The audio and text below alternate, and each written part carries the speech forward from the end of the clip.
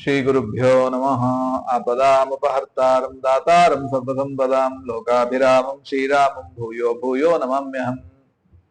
ವ್ಯಾಪ್ತಿ ಸಂಧಿಯ ಮುಂದಿನ ಪದ್ಯ ಈ ರೀತಿಯಾಗಿದೆ.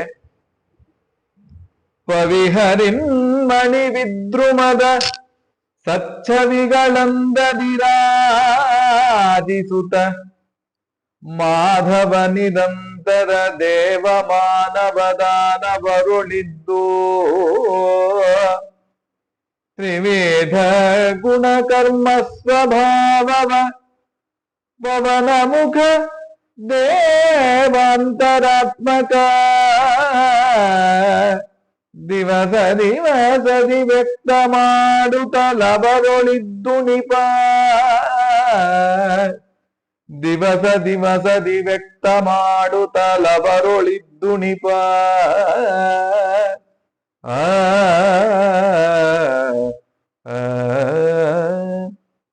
ಪವಿ ಹರಿನ್ಮಣಿ ವಿದ್ರುಮದ ಸಚ್ಛವಿಗಳಂದದಿ ರಾಜಿಸುತ್ತ ಮಾಧವ ನಿರಂತರ ದೇವ ಮಾನವ ದಾನವರುಳಿದ್ದು ತ್ರಿವಿಧ ಗುಣಕರ್ಮ ಸ್ವಭಾವವ ಪವನ ಮುಖ ದೇವಾಂತರಾತ್ಮಕ ದಿವಸ ದಿವಸದಿ ವ್ಯಕ್ತ ಮಾಡುತ್ತಲಿ ಅವರೊಳಿದ್ದು ಉಣಿಪ ಅಂತ ಬಿಡಿಸ್ಕೊಳ್ಬೇಕು. ಪವಿ ಹರಿನ್ಮಣಿ ವಿದ್ರುಮದ ಮೂರನ್ನ ದೃಷ್ಟಾಂತವನ್ನಾಗಿ ಕೊಟ್ಟು ತ್ರಿವಿಧ ಜೀವರ ಸಾಧನೆಯನ್ನ ತಿಳಿಸ್ತಾರೆ. ಏನದು ಪವಿ ಅಂತಂದ್ರೆ, ಪವಿ ಅಂದ್ರೆ ವಜ್ರ, ಪವಿ ಅಂದ್ರೆ ವಜ್ರ. ಹರಿನ್ಮಣಿ ಅಂತಂದ್ರೆ ನೀಲಮಣಿ. ವಿದ್ರುಮದ, ವಿದ್ರುಮದ ಅಂತಂದ್ರೆ ಹವಳ. ಈ ಪವಿ ಏನಿದೆ ಇದು, ಇದರ ತೇಜಸ್ಸು ತುಂಬಾ ಜಾಸ್ತಿ ಇರುತ್ತೆ. ಅಂದ್ರೆ ಈ ವಜ್ರದ ತೇಜಸ್ಸು ತುಂಬಾ ಜಾಸ್ತಿ ಇರುತ್ತೆ, ಫಳಫಳ ಅಂತ ಹೊಳಿತಾ ಇರುತ್ತೆ ವಜ್ರ. ಹಾಗೆ ಇದು ಯಾರನ್ನ ಸೂಚನೆ ಮಾಡುತ್ತೆ ಅಂದ್ರೆ, ಇದು ದೇವತೆಗಳ ಸ್ವರೂಪವನ್ನು. ಅಂದ್ರೆ ಕೇವಲ ದೇವತೆಗಳಷ್ಟೇ ಅಲ್ಲ, ದೇವತೆಗಳಿಂದ ಆರಂಭ ಮಾಡಿಕೊಂಡು ತೃಣಾಂತ ಜೀವರು ಯಾರ್ಯಾರಿದ್ದಾರೋ, ಮುಕ್ತಿಯೋಗ್ಯರು ಅಂತ ಯಾರ್ಯಾರಿದ್ದಾರೋ ಅವರ ಎಲ್ಲ ಸ್ವರೂಪವು ಕೂಡ ಈ ರೀತಿಯಾಗಿರುತ್ತೆ. ಯಾವ ತರ ಇರುತ್ತೆ?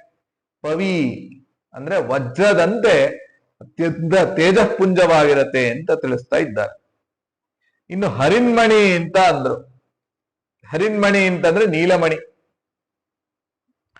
ಆ ನೀಲಮಣಿ ಅದು ಯಾರ ತರ ಅಂದ್ರೆ, ಅದು ದೈತ್ಯರ ಸ್ವಭಾವ. ಅದು ಕಪ್ಪು. ನೀಲಮಣಿ ಅದು ಶ್ಯಾಮವರ್ಣ ಅಥವಾ ಕಪ್ಪು. ಅದು ದೈತ್ಯರ ಸ್ವಭಾವವನ್ನ ಅಲ್ಲಿ ಇಟ್ಕೊಳ್ಬೇಕು. ಇನ್ನು ವಿದ್ರುಮದ ಅಂತಂದ್ರೆ ಅದು ಹವಳ, ಅದು ಕೆಂಪು.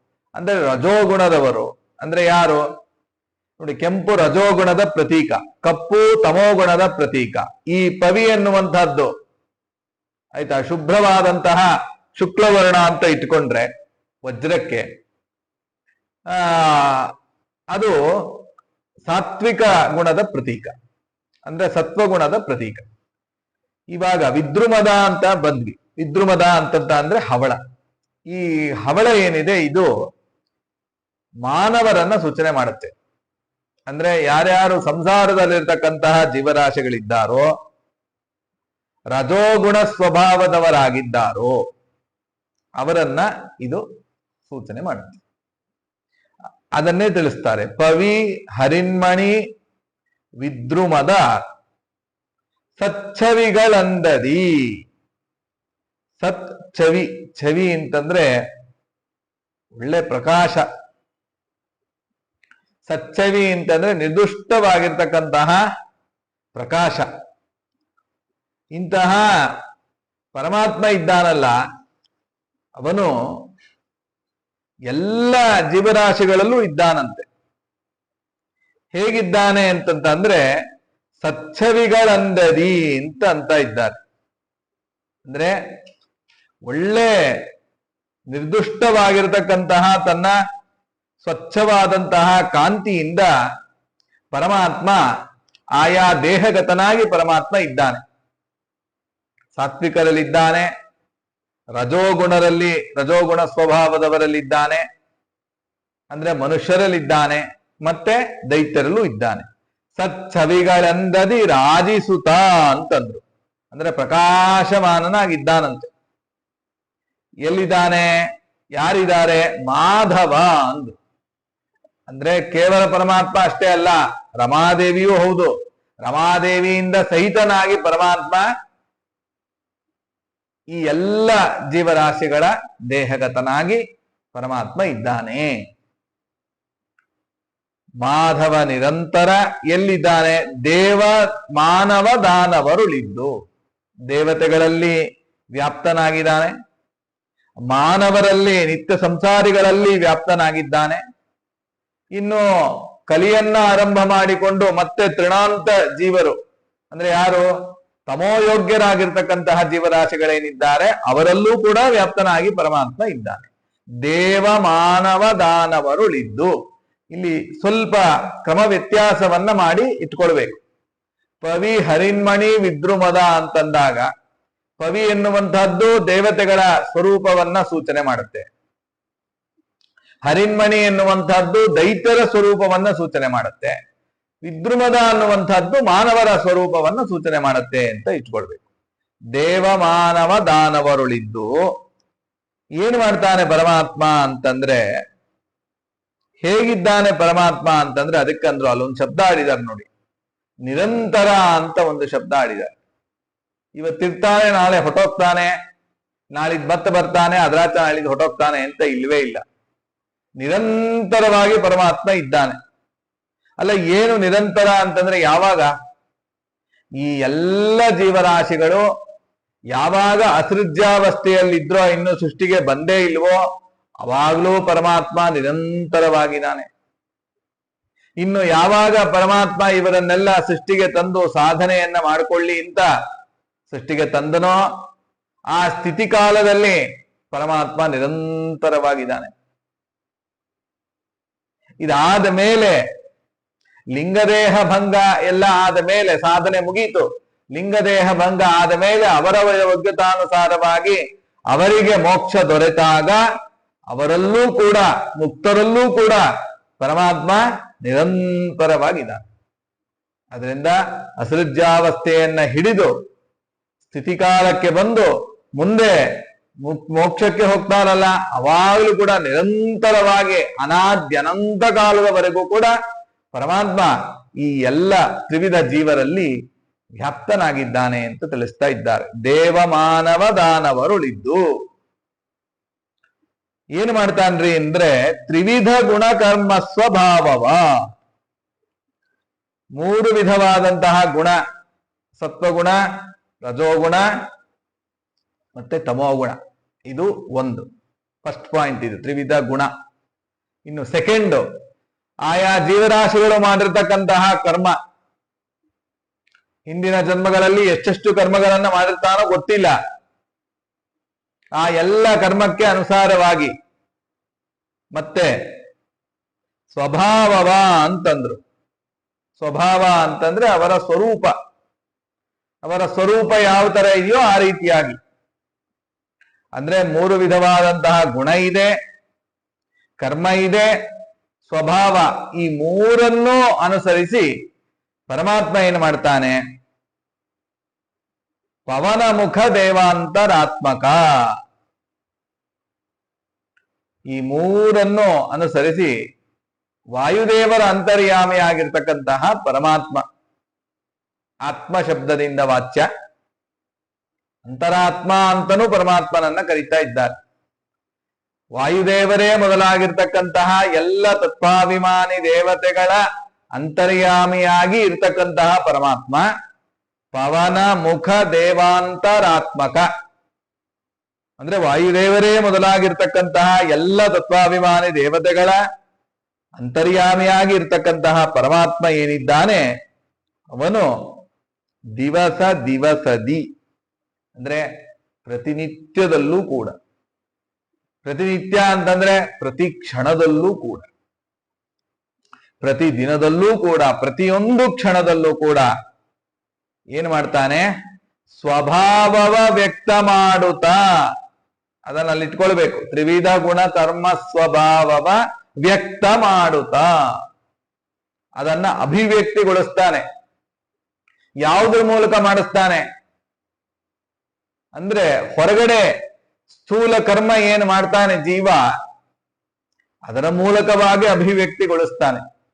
ಅವನ ಸ್ವರೂಪ ಯೋಗ್ಯತೆ ಹೇಗಿದೆಯೋ ಅದರಂತೆ ಅವನು ಕರ್ಮಗಳನ್ನ ಮಾಡ್ತಾನೆ. ಆ ಸ್ಥೂಲ ದೇಹದಿಂದ ಸ್ಥೂಲ ದೇಹಕ್ಕೆ ಪ್ರೇರಣೆಯನ್ನು ಕೊಟ್ಟು ಸ್ಥೂಲ ದೇಹದಲ್ಲಿರ್ತಕ್ಕಂತಹ ಇಂದ್ರಿಯಗಳ ಒಳಗಡೆ ಅಂತರ್ಯಾಮಿಯಾಗಿದ್ದು ತಾನು ಅದಕ್ಕೆ ಪ್ರೇರಣೆಯನ್ನ ನೀಡಿ ಆ ಸ್ಥೂಲ ಕರ್ಮವನ್ನ ಜೀವರಾಶಿಗಳ ಕೈಯಲ್ಲಿ ಅಭಿವ್ಯಕ್ತಿಗೊಳಿಸ್ತಾನೆ.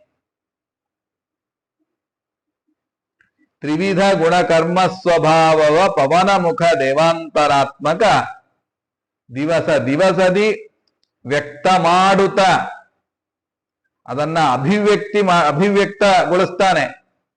ಮತ್ತಷ್ಟೇ ಅಲ್ಲ, ಅವರೊಳಿದ್ದು ಉಣಿಪ ಆ ಕರ್ಮ ಫಲವನ್ನ ಅವರೊಳಿದ್ದು ಆ ಎಲ್ಲ ಜೀವರಾಶಿಗಳ ಅಂತರ್ಯಾಮಿಯಾಗಿ ಇದ್ದು ಉಣಿಪ ಆ ಜೀವರಾಶಿಗಳಿಗೆ ಉಣಿಸ್ತಾನೆ.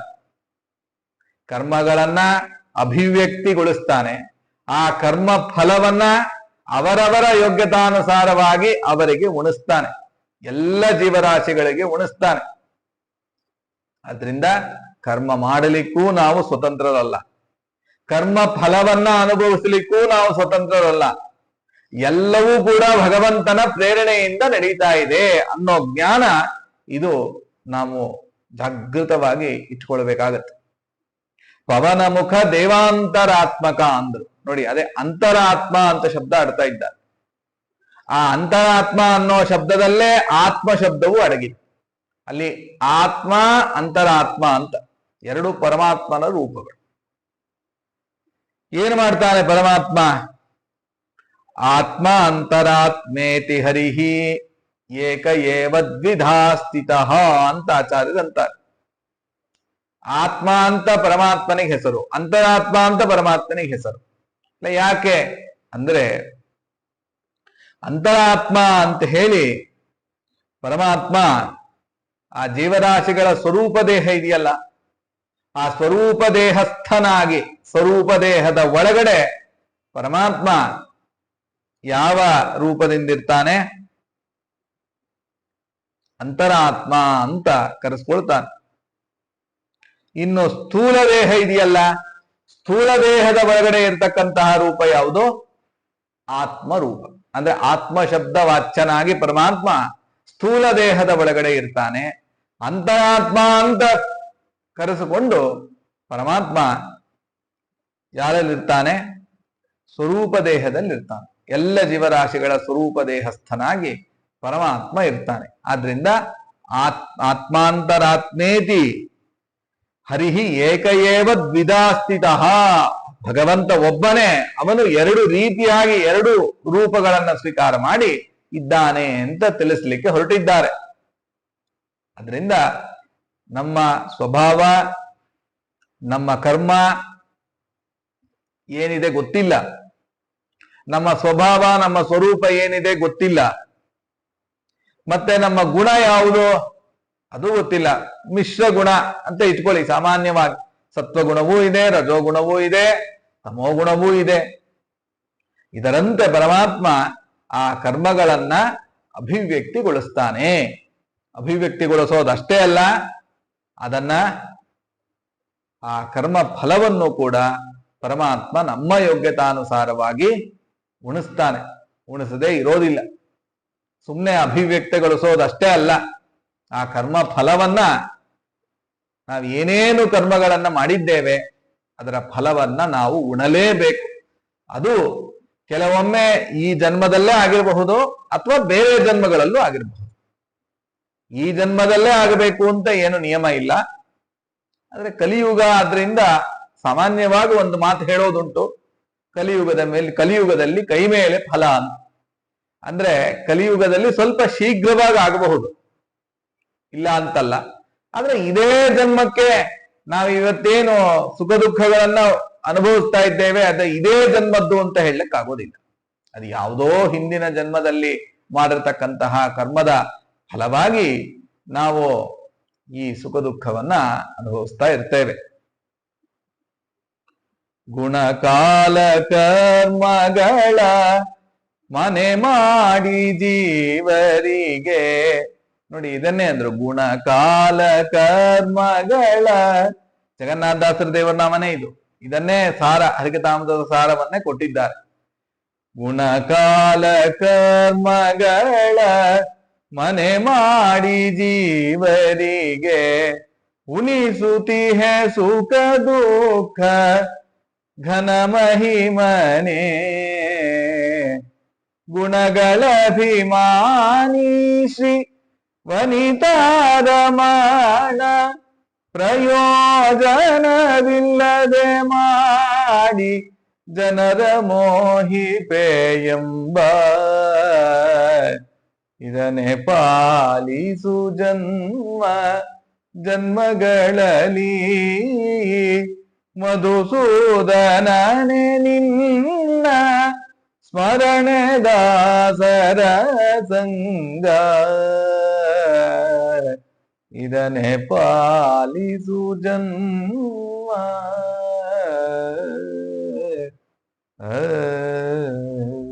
ಇದನ್ನೇ ನನಗೆ ಸದಾಕಾಲ ಪಾಲಿಸ್ತಾ ಇರು. ಇಂತಹ ಜ್ಞಾನ ನಮಗೆ ಜಾಗೃತವಾಗಿರ್ಬೇಕು. ಹೆಜ್ಜೆ ಹೆಜ್ಜೆಗೂ ಪ್ರತಿ ಕ್ಷಣದಲ್ಲೂ ಮಾಡ್ತಾ ಇರ್ತಕ್ಕಂತಹ ಕರ್ಮ ಅದು ಭಗವತ್ ಪ್ರೇರಣೆಯಿಂದ ಆಗ್ತಾ ಇದೆ. ನಾವು ಯಾವುದಕ್ಕೂ ಸ್ವತಂತ್ರರಲ್ಲ, ಎಲ್ಲಾ ವಿಷಯದಲ್ಲೂ ನಾವು ಅಸ್ವತಂತ್ರರು ಅನ್ನೋ ಜ್ಞಾನ ನಮ್ಮ ಇಡೀ ಜೀವನದಲ್ಲಿ ಜಾಗೃತವಾಗಿತ್ತು ಅಂತಂತಾದ್ರೆ ಅವಾಗ ಭಗವಂತ ವಿಶೇಷವಾಗಿ ನಮಗೆ ಅನುಗ್ರಹವನ್ನ ಮಾಡ್ತಾನೆ, ಉದ್ಧಾರ ಮಾಡ್ತಾನೆ ಅಂತ ಹೇಳ್ತಾ ಕೃಷ್ಣಾರ್ಪಣ.